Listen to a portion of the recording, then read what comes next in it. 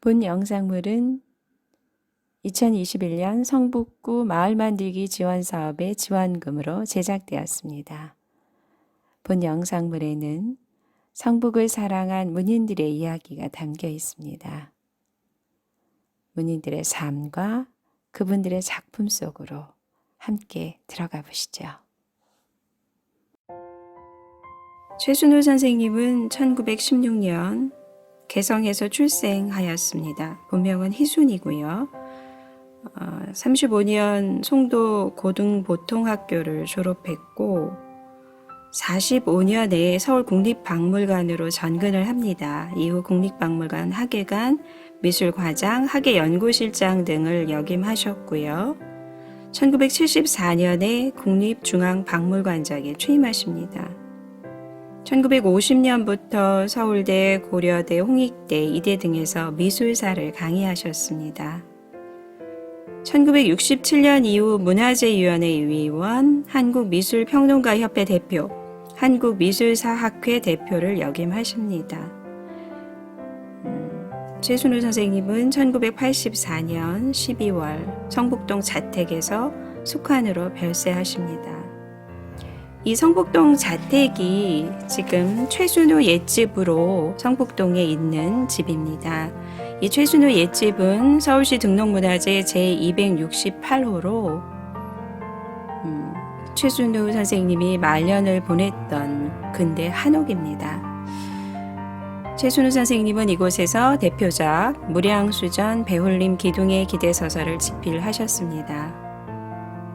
이후에 집이 헐릴 뻔했지만 이화여대 교수였던 김홍남 선생님이 시민 후원금을 모아서 사게 됩니다. 이로써 최순호 옛집은 시민이 지켜낸 내셔널 트러스트 시민문화유산 1호가 되었지요. 외벽에 후원자들의 이름이 빼곡히 적혀있는 풍경이 감동적입니다.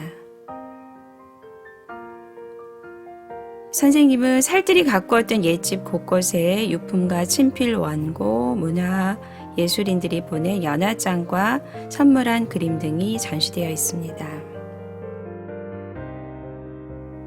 오늘 제가 소개해드릴 책은 최순호의 한국미 산책이라는 부제가 달린 무량수전 배흘림 기둥의 기대서서입니다. 이 책은 학고제에서 폈는데요. 학고제 신서 첫 번째 책입니다.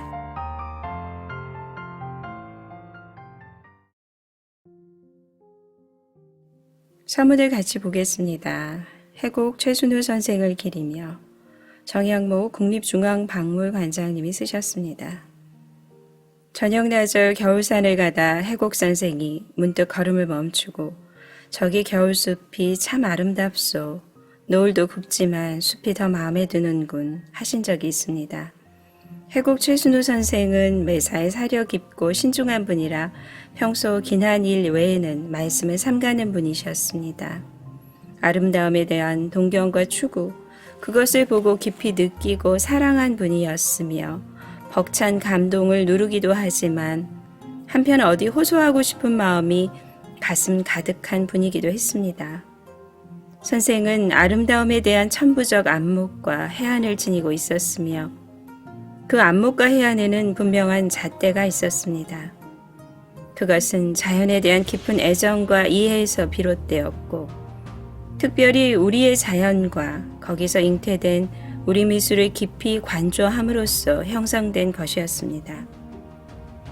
우리의 하늘과 땅, 바람, 산과 들, 거기 있는 모든 것을 사랑하고 애정어린 가슴으로 살펴서 우리 자연의 아름다움의 본질이 무엇인가를 추구하였음은 물론이고 선생의 생활이 바로 한국미의 추구와 실천 그 자체였습니다.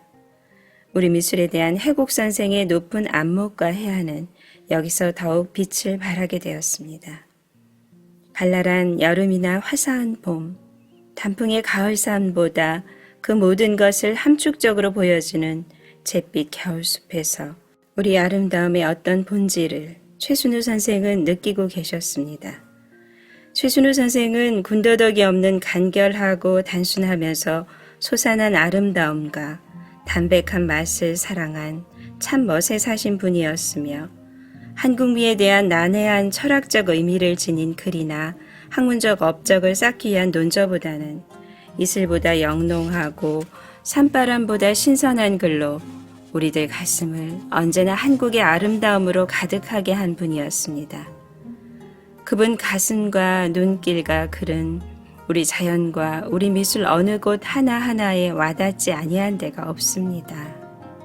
우리는 최순우 선생의 글을 통해서 새삼 우리의 아름다움을 가슴 깊이 깨우치게 되고 우리의 아름다움이 지닌 뜻을 되새기면서 가슴속에 파도가 일고 때론 설레이고 기쁨으로 가득하기도 하고 너무나 아름다워 가슴 찌연함을 느끼기도 하지만 최순우 선생과 같이 그 뜻을 조국에 대한 안온한 즐거움으로 겸허함, 담담한 아름다움으로 받아들이지 못하고 있음을 알게 됩니다.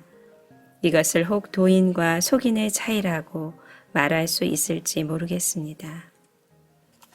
여기까지 서문을 한번 보고요. 이제 본문으로 들어가서 무량수전 배흘림 기둥에 기대 서서의 본문을 한번 같이 보겠습니다. 부석사 무량수전. 소백산 기슬 부석사의 한낮, 스님도 마을 사람도 인기척이 끊어진 마당에는 오색 낙엽이 그림처럼 깔려 초겨울 안개비에 촉촉히 젖고 있다. 무량수전, 안양문, 조사당, 응양각들이 마치 그리움에 지친 듯 해쓱한 얼굴로 나를 반기고 호젓하고도 수산스러운 희한한 아름다움은 말로 표현하기가 어렵다. 나는 무량수전 배흘림 기둥에 기대 서서 사무치는 고마움으로 이 아름다움의 뜻을 몇 번이고 잠은 자다 파였다.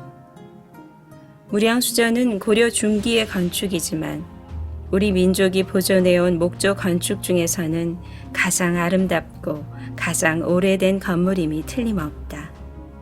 기둥 높이와 굵기, 사뿐히 고개를 든 지붕 추녀의 곡선과 그 기둥이 주는 조화, 간결하면서도 역학적이며 기능에 충실한 주심포의 아름다움, 이것은 꼭 갖출 것만을 갖춘 필요미이며 문찰상 하나, 문지방 하나에도 나타나 있는 비례의 상쾌함이 이를 데가 없다.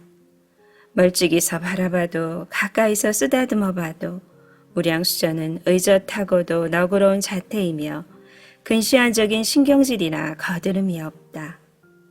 무량수전이 지니고 있는 이러한 지체야말로 석굴암 건축이나 불국사 돌계단의 구조와 함께 우리 건축이 지니는 참멋, 즉 조상들의 안목과 그 미덕이 어떠하다는 실증을 보여주는 본보기라 할 수밖에 없다. 무량수전 앞 안양문에 올라앉아 먼 산을 바라보면 산 뒤에 또 산, 그 뒤에 또 산마루, 눈길이 가는 데까지 그림보다 더 곱게 겹쳐진 능선들이 모두 이 무량수전을 향해 마련된 듯 싶어진다. 이 대자연 속에 이렇게 아늑하고도 눈맛이 시원한 시야를 터줄 줄 아는 한국인, 높지도 얕지도 않은 이 자리를 점지해서 자연의 아름다움을 한층 그윽하게 빛내주고 부처님의 믿음을 더욱 숭엄한 아름다움으로 이끌어줄 수 있었던 뛰어난 안목의 소유자, 그 한국인, 지금 우리의 머릿속에 빙빙 도는 그 큰 이름은 부석사의 창건주 의상대사이다. 이 무량수전 앞에서부터 단간지주가 서 있는 절박, 그 넓은 터전을 여러 층 단으로 닦으면서 그 마무리로 쌓아놓은 긴 석축들이 각기 다른 각도에서 이루어진 것은 아마도 먼 안산이 지니는 겹겹한 능선의 각도와 조화시키기 위해 풍수사상에서 계산된 계획일 수도 있을 것 같다. 이 석축들의 짜임새를 바라보고 있으면 신라나 고려 사람들이 지녔던 자연과 건조물의 조화에 대한 생각을 알 수 있을 것 같고, 그것은 순리의 아름다움이라 이름 짓고 싶다. 크고 작은 자연석을 섞어서 높고 긴 석축을 쌓아 올리는 일은 자칫 잔재주의에 기울이기 마련이지만 이 부석사 석축들을 돌아보고 있으면 이끼 낀 크고 작은 돌들의 모습이 모두 그 석축 속에서 편안하게 자리 잡고 있어서 희한한 구성을 이루고 있다. 다음은 금동 미륵보살 반가상에 관한 글입니다. 미륵보살 반가사요상이 지닌 아름다움의 특색은 사색하는 부처님으로서의 깊고 맑은 정신적인 아름다움이 인체사실의 완숙한 조각 솜씨와 오묘한 해화를 이루어주는 데 있다. 슬픈 얼굴인가 하고 보면 그리 슬픈 것 같이 보이지도 않고 미소 짓고 계신가 하고 바라보면 준엄한 기운이 입가에 간신히 흐르는 미소를 누르고 있어서 무엇이라고 형연할 수 없는 거룩함을 뼈저리게 해주는 것이 이 부처님의 미덕이다. 인자스럽다, 슬프다, 너그럽다, 슬기롭다 하는 어휘들이 모두 하나의 화음으로 빚어진 듯 머릿속이 저절로 맑아오는 것 같은 심정을 일으키는 것은 바로 그러한 부처님이 중생에게 내리는 제도를 의미하는 것인지도 모른다. 미륵보살 반가사유상의 불상 양식은 원래 멀리 불교의 본고장인 고대 인도에서 비롯되어서 중국에 들어온 후 다시 6세기에는 우리 고구려 백제에 들어왔다. 6, 7세기에 걸쳐서 이 반가사유상은 고대 한국인의 손으로 그 세련의 절정을 보이게 되었고 세계에서 가장 아름다운 반가사유상 하면 의례 한국의 삼국시대 작품을 꼽게 되었다. 그러한 뜻에서 일본 학자들은 과거의 반가사유상 종류의 불상들을 삼국의 불상이라고 일컬었을 정도다. 이러한 우리나라 삼국시대 반가사유상 중에서도 가장 훌륭한 작품은 덕수궁 미술관에 있는 금동 미륵보살 반가사유상과 국립박물관의 이 작품, 그리고 석조 반가사유상으로서는 서산 마의 삼존불, 경주 서왕리 출토 반가석상, 봉화군 무리아출토 반가석사 등이 있지만 금동상으로서 이만큼 크고 훌륭한 반가상 작품은 본고장인 중국 본토에서도 아직 발견된 것이 없다. 바른 다리를 왼쪽 무릎 위에 걸치고 바른 손으로 가볍게 턱을 괴고 고요히 걸터앉아 명상하는 자세의 불상 양식의 유래는 원래 석가열애가 출가하기 전 아직도 왕자였던 시대의 모습을 연상한 것으로 인생의 번뇌 속에 깊은 사색에 잠겨있는 젊은 석가의 자태를 표현한 것이었다고 한다.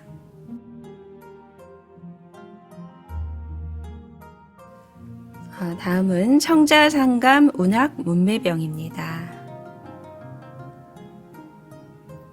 청자상감 운학 문매병. 그처럼 신기한 천연색 사진으로도 잘 구워진 고려청자의 맑고 조용한 푸른빛의 아름다움을 재현할 수 없다. 제 아무리 희한한 물감이라도 고요와 사색에 사무친 고려청자의 아득하고도 깊은 빛깔을 그처럼 물들일 수는 없다. 만약에 영험스러운 마술사가 있어서 그리고 뛰어난 화학자가 있어서 고려청자의 그 희한한 푸른빛의 비밀에 부딪혀보면 그것은 아마도 고려 사람들의 담담한 심상의 아름다운 벽이 될지도 모르는 일이다. 여러 시인이 고려청자의 아름다움을 읊조렸고 뛰어난 화가가 그것을 그리고 또 무수한 사진가들이 그 아름다움을 찍어냈다. 그러나 청자빛깔의 신비한 아름다움은 그대로 희한한 또 다른 것임이 분명하다. 고려 사람들은 스스로 그들의 청자색이 즐겁고 대견해서 비색이라고 이름지어 불렀는데 그들은 비색이라 일컬어온 송나라 청자에 비겨 한층 자랑스러운 고려의 비색을 그리도 자랑스러워했다. 이윽고 고려 사람들은 푸르고 고요한 비색 청자의 청초한 바탕에 술을 놓고자 했다. 무진무진 손을 익히고 마음을 가다듬고 가다듬으면서 드디어 그들은 청자 바탕에 영롱한 술을 놓는 희한한 방법을 궁리해냈다. 그것이 바로 백토와 자토로 청자 바탕에 희고 검게 아로새기는 무늬를 장식하는 상감청자의 발명이었다. 세상에는 비단도 많고 화려한 비단 무늬도 많다. 제 아무리 아름다운 무늬와 영롱한 색깔로 이루어진 대단, 법단, 모보단, 양단, 수단, 주소단 같은 값비싼 비단이 있다 해도, 제 아무리 호사스러운 비단 무늬가 있다 해도 그 어느 것 하나도 이 청자상감 무늬의 지체 높은 호사스러움에 당해낼 것이 없을 듯만 싶다. 번잡스러운 듯 싶으면서도 단순하고, 단순한 듯 싶으면서도 고요한 아름다움과 호사스러움이 해화되어 은은하게 가슴을 두드려주기 때문이다. 높고 푸르고 또 맑은 하늘, 이것은 고려의 하늘이었고, 이 하늘을 우러러 부러울 것이 없는 고려 사람들이었다. 고려 사람들은 이 하늘을 우러러 무수한 기도와 소망을 가다듬어 왔고, 고려 사람들의 눈동자에는 이 맑고 조촐한 하늘색이 물들었을는지도 모르는 일이다. 그러나 아름답기만 한 이 푸른 고려의 하늘, 그 허전한 하늘에 무엇이 있었으면 좋았을까를 고려 사람들은 희한하게 잘 맞추어냈다. 너울너울 푸른 하늘을 떠도는 잘생긴 흰 구름장, 그리고 그 흰 구름 사이에 메아리 치는 학의 일성을 그들은 마음속 깊이 깊이 그려보았던 것이다. 무리저 고려의 노푸른 하늘을 비상하는 고고한 학들의 지체 높은 자태와 너울거리는 흰 꽃구름을 생각하면 고려의 허전했던 푸른 하늘은 무지개보다도, 오색이 영롱한 꽃구름보다도 값진 하늘이 될 것임을 고려 사람들은 셈할 수 있었다. 흰 학을 감싸고 있는 흰 동그라미는 청고한 학의 후광이었는지, 동그라미 안의 모든 학은 하늘을 치솟아 날고, 동그라미 밖의 학들은 흰 구름 사이에서 모두들 아래로 내려 날고 있는 무늬를 바라보고 있으면 곱고 고운 고려 사람들의 하늘에 대한 꿈을 보는 느낌이 될 때가 있다. 맑고 푸르고 높고 고요한 청자색 바탕에 무엇을 어떻게 얼마나 수놓아야 할까를 올바르게 헤아릴 수 있었던 고려 사람들의 예지가 바로 오늘을 사는 우리들의 뇌리에도 살아있을 것이 분명하다. 그리고 이 오랜 민족의 꿈, 민족의 긍지는 내일 우리 민족이 발휘할 수 있는 무한한 가능성을 실증해 주는 것임이 분명하다. 고려 청자의 아름다움, 이것은 분명히 너의 것도 나의 것도 아닌 우리들의 값진 재산이자 또 진한 핏줄이기도 하다. 황혼의 주막거리에서 초점을 잃은 허전한 눈으로 먼 하늘을 하염없이 바라보았을 한국인, 시작도 끝간데도 모르는 긴 가락을 듣는 이도 관하는 이도 없는 두메산골 절터에서 목청 뽑아 메아리쳐 주었을 한국인, 그들은 마음의 손길로 청자의 고운 곡선을 매만지고 또 그 바탕에 고요와 참 즐거움의 아름다움을 이처럼 간절하게 심어놓고 가기도 한 서민들이었다. 고려 서민의 꿈속에 고려의 왕공 귀족들의 눈과 마음이 가셔졌으며 오늘을 사는 우리들의 즐거움을 이다지도 실감나게 돋워주는 것이다. 무량수전 배훌림 기둥의 기대 서서는 최순우의 한국미 산책으로 소개를 드렸고요. 최순우의 옛집은 성북구 성북동에 위치하고 있으니 한번 들러보심도 좋을 듯 합니다. 감사합니다.